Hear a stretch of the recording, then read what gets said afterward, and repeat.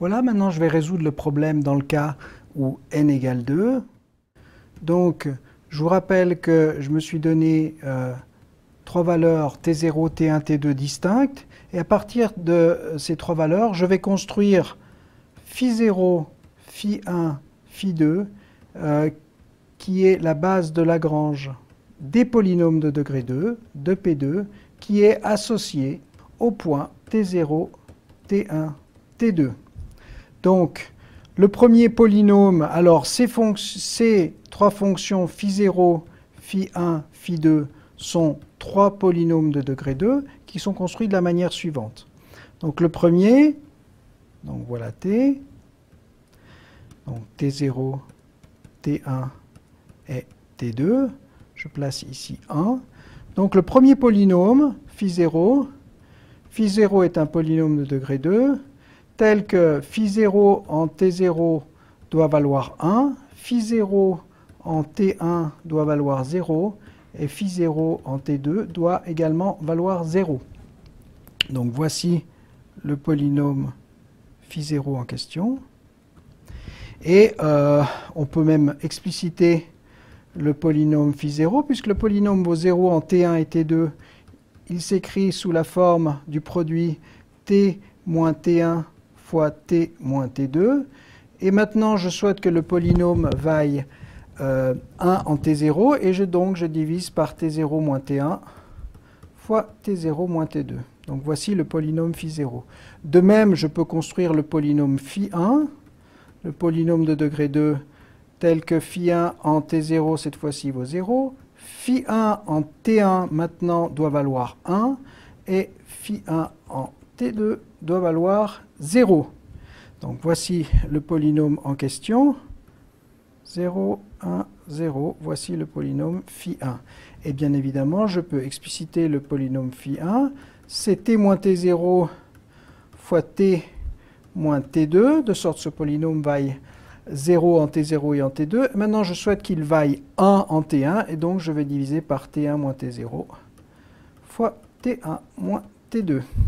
Et finalement, je peux construire le polynôme phi2 de degré 2, qui vaut 0 en T0, 0 en T1, et 1 en T2. Et vous avez également une formule analogue.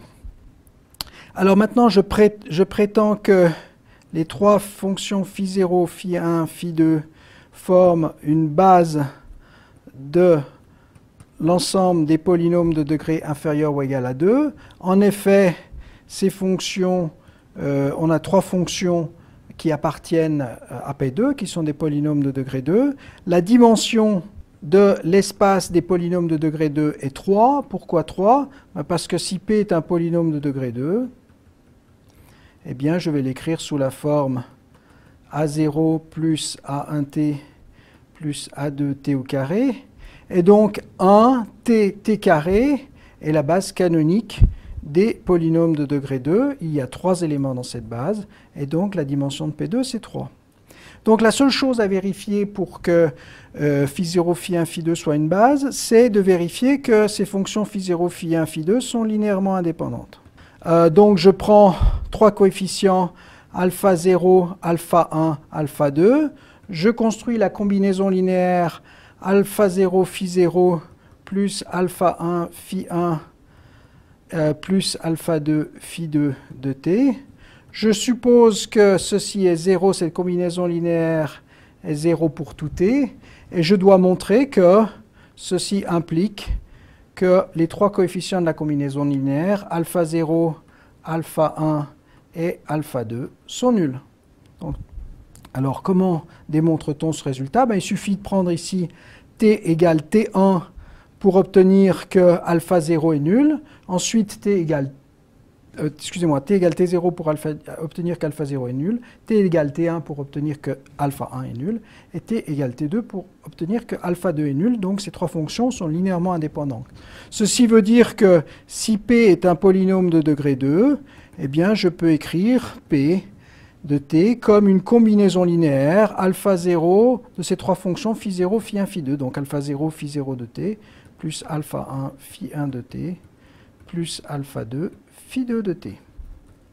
Et maintenant, je vais vous donner la solution du problème. Solution du problème. Donc je vous rappelle que je cherche P, un polynôme de degré 2 qui passe par les points T0, P0, T1, P1, T2, P2. Et la solution du problème est simplement une combinaison linéaire de ces fonctions phi0, phi1, phi2. Et les coefficients de la combinaison linéaire sont justement les coefficients P0, P1, P2. Donc P de t, c'est P0, phi0 de t, plus P1, phi1 de t, plus P2, phi2 de t. Alors, en effet, on peut vérifier facilement que ce polynôme est bien la solution de mon problème. Donc, P est bien un polynôme de degré 2 puisque c'est une combinaison linéaire de ces trois fonctions phi0, phi1, phi2. Et puis, on peut vérifier, par exemple, que P en T0 vaut bien P0. Pourquoi? Eh bien, parce que phi0 en T0 vaut 1. Et puis, ensuite, vous avez le P2 fois phi1 en T0 qui vaut 0. Et P1, non c'était 1, P1 ici fois 0, et P2 fois phi2 en T0 qui vaut lui aussi 0. Donc vous avez bien P en T0 qui vaut P0, de même P en T1 vaut P1 et P en T2 vaut P2.